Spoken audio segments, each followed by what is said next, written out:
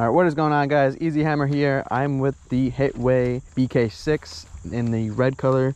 This bike does come in 4 colors. It is black, silver, blue, and red. The Hitway BK6 comes in around $649. This bike has a 750 watt motor with a 48 volt, 14 amp hour battery. It is a foldable bike, so I'll show you. In order to fold it, there's 2 kind of points that fold in. So there's a fold point right here and a fold point right there. The battery is sitting underneath the seat right here. It's easily taken out by inserting the key right there. This bike does come with front suspension, a little bit of travel right there, and also a rear shock absorber. In order to take out the battery, all you have to do is swing this thing to unlock. There is a little lever underneath the seat that flicks up, and then the battery just kind of slides out like that. And then to put the battery in, you just kind of slide it back on its track. There's a little groove on the actual battery, so it sits into place. Drop it in, make sure it's all the way in, drop the seat, and then you're ready to go. And then to turn on, you turn on the key to the on position and you hold down the power button for a couple seconds. This bike does come with hydraulic brakes, front and rear slotted discs. Has a 7-speed transmission, little LCD screen that shows your mile per hour, your level of assistance starting at 0, 1, 2, 3, 3 being the highest. You have a little battery symbol right there stating how much battery you have. You have your odometer.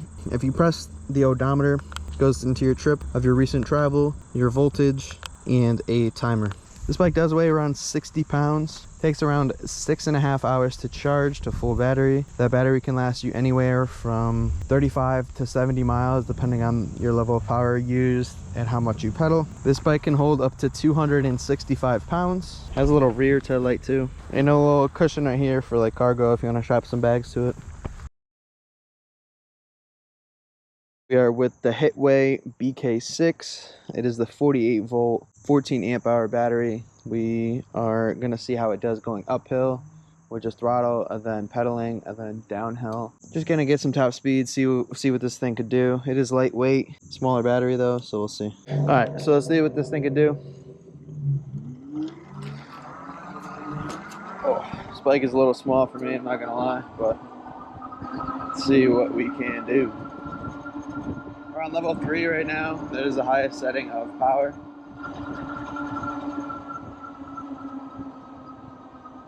So throttle only, we were about halfway up the hill. We're here at like 11, 12 miles an hour. Just picking up in speed though. We're right around 12 miles an hour. And let's see what we can do. Let's see what we can do with pedaling. Come on. Why is it not? Alright. So I guess it takes a little bit longer for the pedals to kick in when you are going from pedaling to throttle. But with pedaling, we're at about 15 miles an hour uphill. So let's see what we can do going downhill.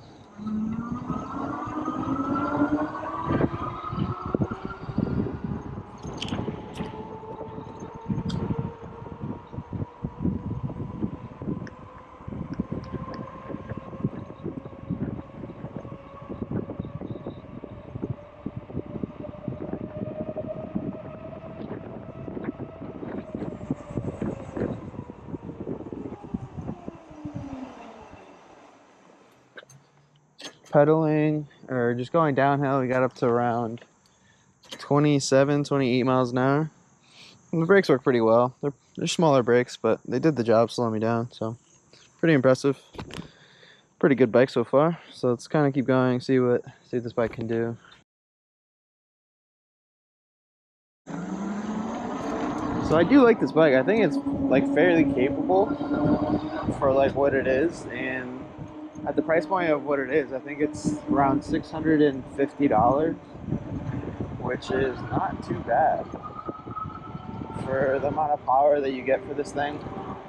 It is limited to 20 miles an hour, which is a little on the slower side. Not sure if you can unlock this bike or not, because once it gets to 20 miles an hour, it just kind of stops, which I understand is a safety feature. And this bike is built pretty well, but I don't think anything above 30 miles an hour or 20 miles an hour is really needed.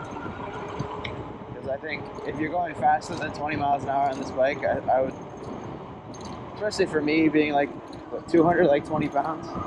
I would want something a little bit more sturdy and a little bit more robust to go at that speed, because nobody wants your bike falling apart at like 35, 40 miles an hour. It is pretty comfortable. There's a little front shock absorber, and there's like a rear seat absorber that kind of helps you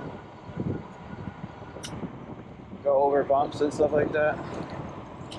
But this thing does get up to its top speed pretty quickly. Like I'm at top speed right now, and then it kind of just kills the speed. You can throw this thing in your car or truck and kind of go wherever you need to go. Tires aren't really made for off-roading, but as long as you're not on a dirt bike trail, and there's like a little bit of gravel or just like a little bit of dirt or mud, you can pretty much go over whatever with this thing, which I can see it being good for that. And the little step through right here, it's definitely makes it easier for anybody to kind of get up and kind of sit on this thing. I do like how this is adjustable, so if you're a little bit taller or a little bit shorter, then you can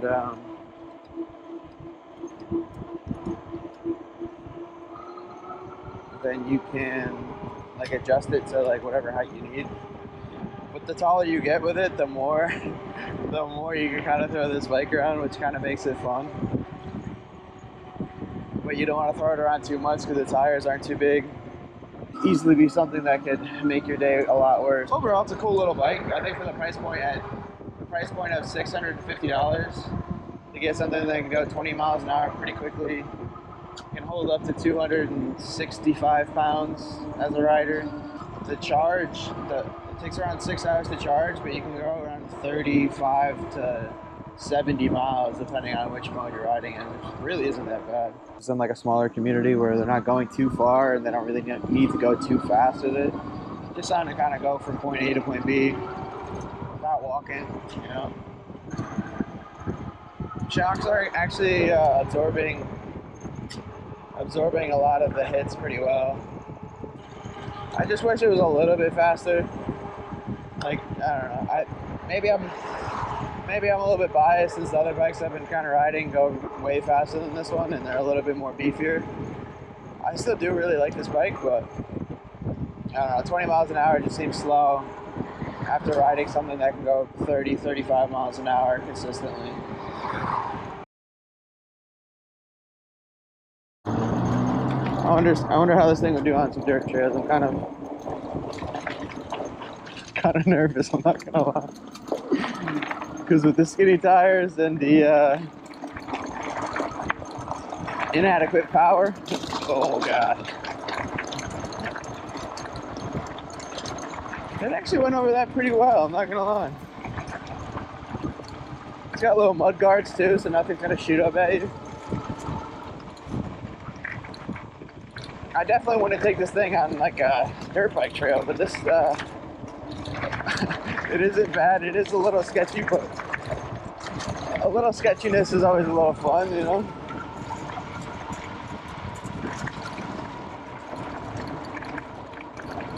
Like I said, the suspension really it's holding up on this little dirt track that I'm on. And there's mud guards too, so nothing's really kicking up at me either.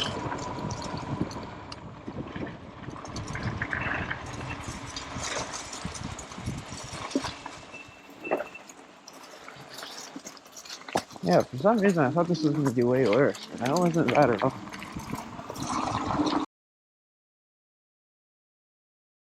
If you're looking for a foldable bike with good power, good build quality, and something that's not going to hurt your pockets financially, I think the Hitway BK6 is a really good viable option, because you can take this thing pretty much anywhere and it will last you 35 to 75 miles.